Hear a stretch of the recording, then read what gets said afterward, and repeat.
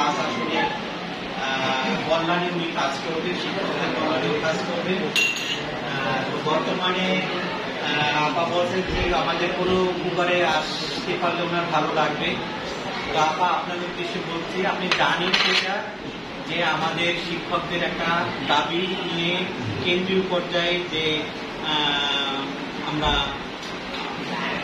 দাবি জানাচ্ছি সরকারের কাছে যে আমাদের 20% জায়গা হলো বাড়ি ভাড়া, আর 15% জায়গা হলো মেডিকেল ভাতা, আর জায়গা হলো আমাদের কর্মচারীদের 75% উৎসব বোনাস আছে। তো এইটার দাবিতে যে সংগ্রাম সমিতিকে সমর্থন করে একটা বিবৃতি দেবেন বরিশালের পক্ষ থেকে, এবং আমাদের এই আন্দোলন সংগ্রামে সর্বোচ্চ সহযোগিতা করবেন। আর আপনি আমাদের কাছে আসছেন, আমাদের পক্ষ থেকে আমরা যতটা পারি সাহায্য সহযোগিতা যে যার অবস্থান থেকে করব। আপনার দীর্ঘায়ু কামনা করছি।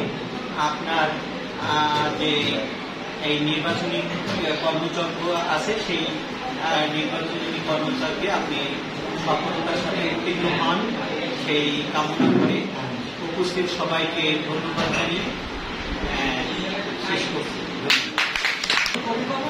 তারেক রহমান আপনাদের এই দাবির সাথে কিন্তু নিজেই বলেছেন, একমত হয়েছেন এবং আপনাদের দাবি নিজেই জানিয়েছেন, এবং সেই লক্ষ্যে আমাদের শিক্ষকরা যে যুদ্ধ করতেছে, আমাদের জাতীয়তাবাদী দলের যে শিক্ষকরা তারাও কিন্তু এই যুদ্ধটা করছে, এবং আপনাদের সাথে যদি সরাসরি আমাকে নেন আমিও আপনাদের সাথে এই যুদ্ধ করবো ইনশাআল্লাহ। এবং আগামী দিনে আমাদের সরকার, আমাদের যদি জাতীয়তাবাদী দল আসে, আমাদের চেয়ারম্যান আপনাদের আগেই ঘোষণা দিয়েছে, এবং ইনশাআল্লাহ এই দাবি আপনাদের পূরণ করবে।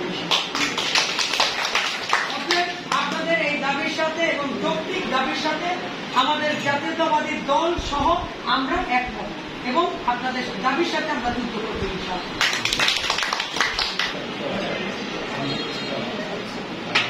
জি